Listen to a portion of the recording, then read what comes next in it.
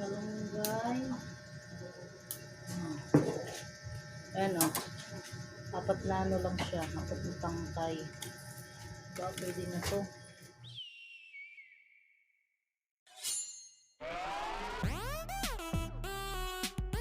Ayan o. Mungha tayo ng gulay. Panghalo ng munggo.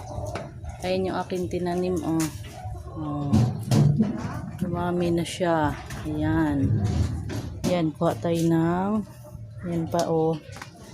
Ayan pa yung aking alugbate. Dumadami na yan. Lalaki ng dahon. Oh, malalaki ng dahon. Kuha tayo ng ano, alugbate. Nakikita na ba ako? Dito ko lang yung aking. Ayan o, lagayan kung napakaliit. Ayan dahon niya. Ang napakalaki. Alugbate. Halo lang to ng ano, ng munggo. Medyo matagal ko na hindi ko nabawasan. Yan siya oh, sobrang laki, di ba? Ayan oh. Laki ng dahon. So ganito daw matataba daw yung lupa eh. Alugbati lang tapos may kukunin akong malunggay din. Ayan. Madahon lang yung kukunin ko. Panghalo sa ating munggo. Yan siya oh. Ano oh, alugbati. Meron din sa kabila. Ayan oh, pero di ko na yan bawasan. Ito lang, okay na to kay malalaki yung dahon nito eh. Yun yung malunggay ko oh. Oh. Diyan ako kukuha ng malunggay. Ito yung malunggay. Ilang dahon ng kukunin ko. Ayan oh.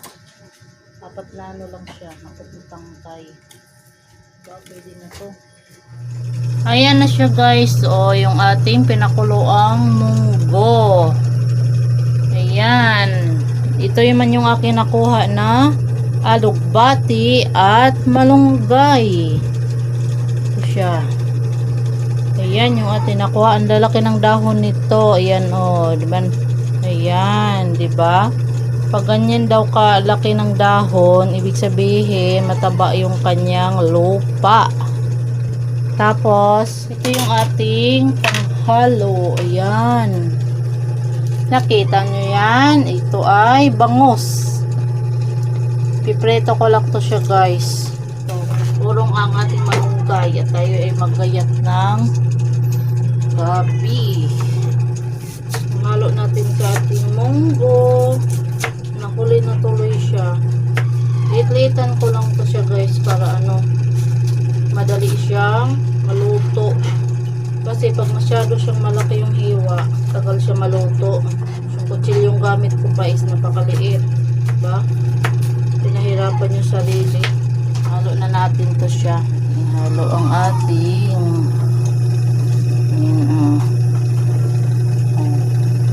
kahit di nyo makikita. Okay lang yan. Pero ayan na siya. Charan! Di pa siya kasi di pa siya luto at lagay lang natin, haluin lang siya. Lalaki ng munggo oh. Yan ang lalaki ng munggo. May munggo kasi na maliliit eh. Hindi pa naman siya ganun as in, ganun ka ano oh. Ayan oh. Kasi as in latang lata. Kasi yung maliit pa rin yung gagamitin natin. Ganyan lang siya guys oh. Ayan. Diba? Dumadami. Oh, isa kailangan ng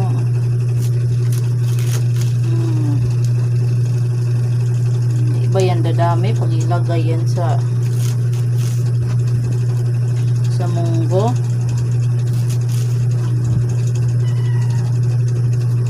Ganyan lang yan. O, libre na tayo sa gulay. O, libre na sa gulay. Ayan yung ating diba? Dumadami na. So yung panglagay pa natin sa munggo, wala pa. Yung isda, di pa naprito. Prito na tayo ng bangus guys. Nakaya ko pa naman yung maprito.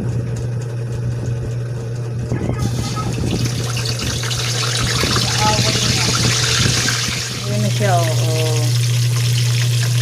Ayan ang ating pritong bangus. Ayan oh, yung munggo. Kailangan lang kasi siyang durugin para lumalapot siya. Diba? Durog-durogin mo lang. Pwede na po siya guys. Yun, oh. Pwede na yan. Yun. Full. Ouch! Ow! Ayan na siya. Ayan na siya. Ayan na siya. Natamaan na ako. Natamaan na ako guys. Oh, yan. Tunog na. Oh, diba? Brown na brown. Yan, tumutunog na. Nangaaway na yung ano, yung bangus. Oh, charan. Oh, diba? Ang sarap ng ating titong bangus. Brown na brown pa siya. Yun pa yung ano, dalawa. Magsaing naman tayo ng aming kanin.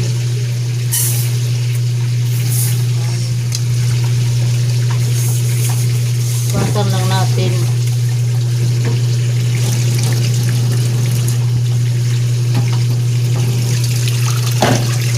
Hugasan lang. Ayan na siya guys. Yan. Ito yung aking ihalo sa gulay. Ito yung ating ipalit ng ating gulay. Kasi kulang na siya ng tubig. Ayan. Buo siya. Lagay na natin yung ating alugbati guys. Ayan. Kaya naman ang ating malunggay. Tapos takpan natin. Lagay naman natin ang malunggay. Malunggay kung napakakunti. Okay lang yan. Basta importante may malunggay. Malunggay natin. Napakakunti. At saka alugbati. Balik rin na tayo sa ano. Hindi na kailangan bumili. Bibilhin mo rin yan. Napakamahal din. Takpan natin. Yan. Takpan na natin. Tas kunti. Para maluto ang malunggay. Tingnan na natin. Wow! Ayan siya oh. Sarap ng ating munggo. Tingnan natin. Sarap. Luto na siya guys. Pwede na siyang sandukin. Hanggang dito na ang ating video guys. See you in next vlog.